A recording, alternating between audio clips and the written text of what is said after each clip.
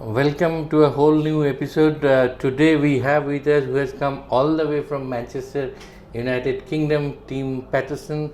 Always a jovial man, is a globally recognized as a sustainability expert who, moves out around the world teaching and speaking about sustainability practices in different areas. He has been awarded national and international awards, including one in Delhi some years back.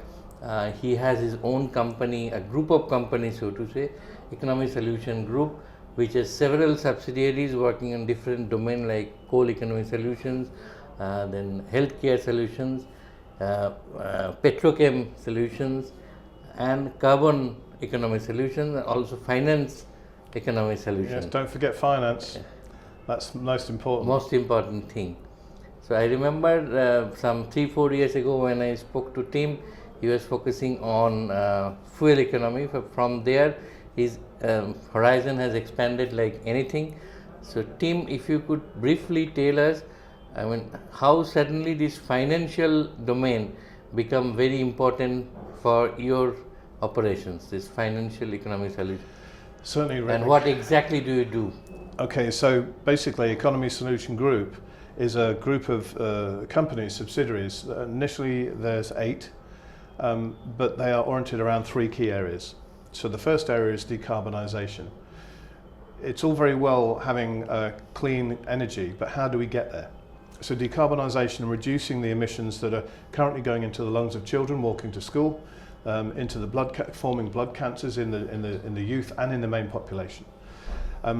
Decarbonising is one thing, but we also need to restore carbon into the soil and into the ocean.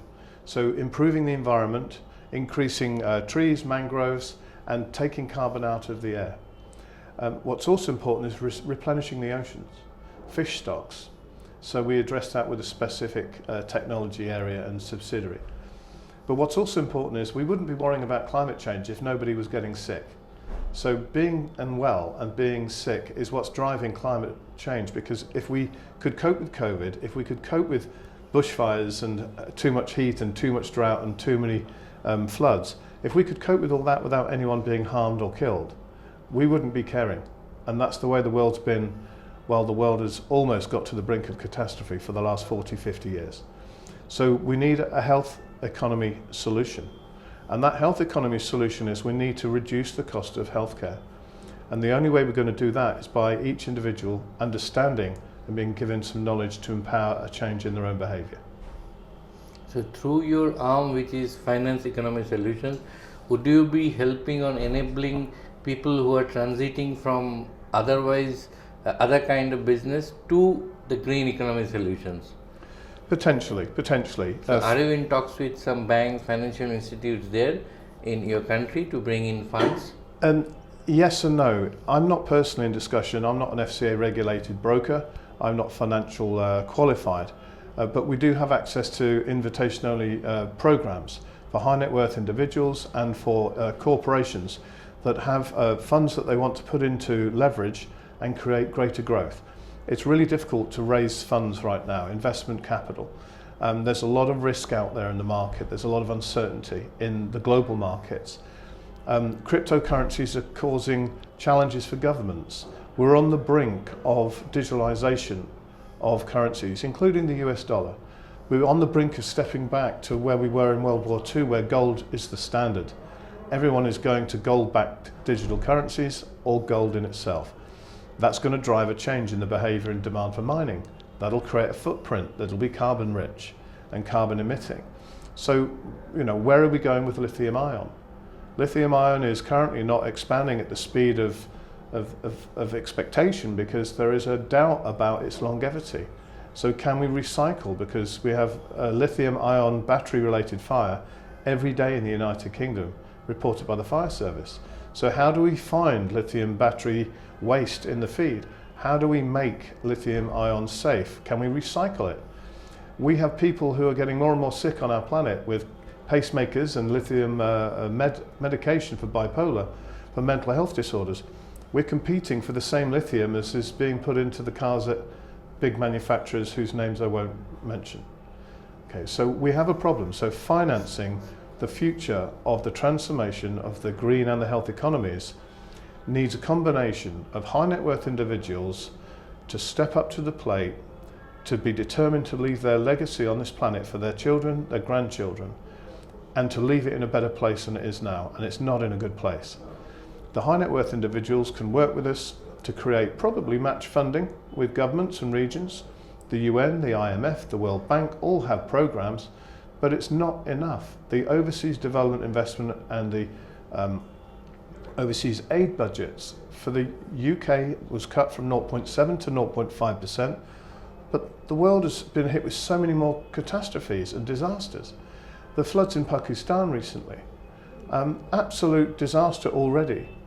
We have investment partners that have been building hospitals in Pakistan. They launched an initiative with Smile Aid, a Pakistani charity in Manchester. We raised enough donations from the local community to send 4 40-foot containers out to Pakistan for flood relief in just 2 days. So business is business, making money in employment and raising GDP and giving people security, freedom, clean water, clean health, clean food. Energy, clean energy is important, but being compassionate is also important. So we're not just looking for finance to make profit, we're looking for people with money to create more money that we can then put into humanitarian and infrastructure programs. So finance is critical. So as a result, we launched Fuel Economy Solution to decarbonise, we launched Green Economy Solution to biorestore the environment, and we launched Health Economy Solution to increase biological resilience in society. So the job of the Economy Solution Group is to basically integrate clean growth solutions and finance, find and fund the financial requirements to transform those sectors. That finance, nothing happens unless you have the money. And what I found out through COVID, when none of us could leave our homes and we were losing people who we loved, what we found out was so much about each other. We learned to listen, we learned to share knowledge and ideas. And through that, the Economy Solution Group was born. I met so many amazing people who leave me humbled at their commitment, their diligence, and their brilliance. And those technologies deserve to see the light of day.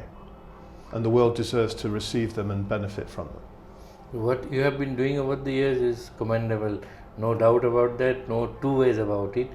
So, given the fact that India is also, like many other countries, is moving towards a carbon neutral state, and the commitment is to become carbon neutral by 2070, and the government has already announced the carbon capture and storage policy, which many people think will be a game changer, particularly for industries like steel, cement, power, the high power consuming industries. Yeah.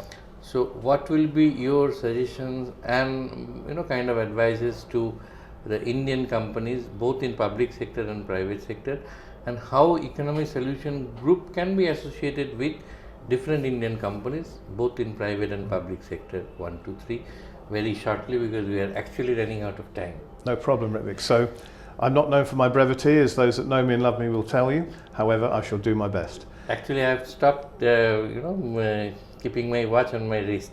Okay, so just to be oblivious of the time. Public and private sector are different animals. So with public sector, for example, if we were to improve the combustion efficiency of coal, reduce the use of amount of coal by 15-20%, which is one of our technology partner solutions, and then reduce CO2 by 40%. In a government coal-fired power plant, they would have set intervals of maintenance. In a private sector power plant, they would only maintain when they needed to, when they had too many deposits of slag on the walls of the fire tube. So commercial operation is different to government function. So we would want to serve both the needs of both sectors. In energy production, we can collapse the use of diesel power generation, not by reducing the amount of energy generated, but we can use things like energy storage systems. There's a variety of researchers moving from electrolyte away from lithium ion into sodium ion solid state, and there's also some great progress being made, and there's still a lot more progress to be made, may I add, in graphene, hybrid and solid state supercapacitors.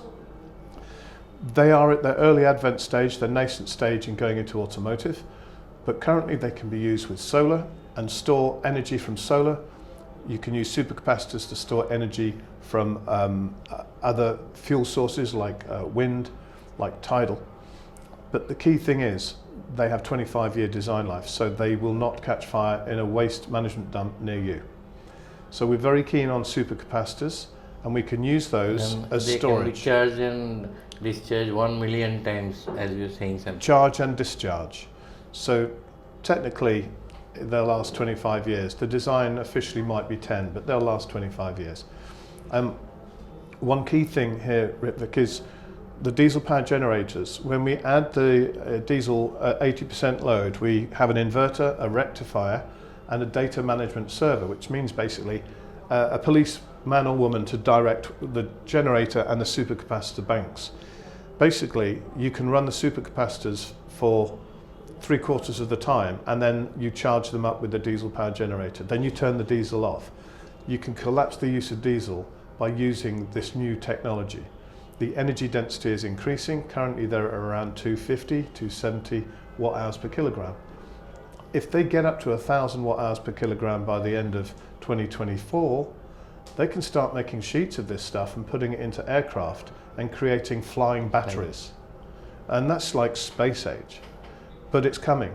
Believe me, it's coming. And we can build it into superstructures of ships.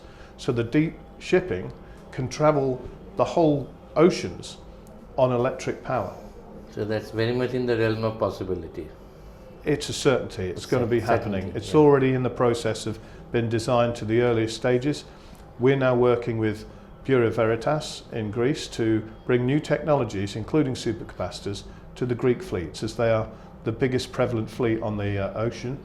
And we want them to be the leaders the way they currently are, and to allow them to become the leadership example for the rest of the world shipping to follow.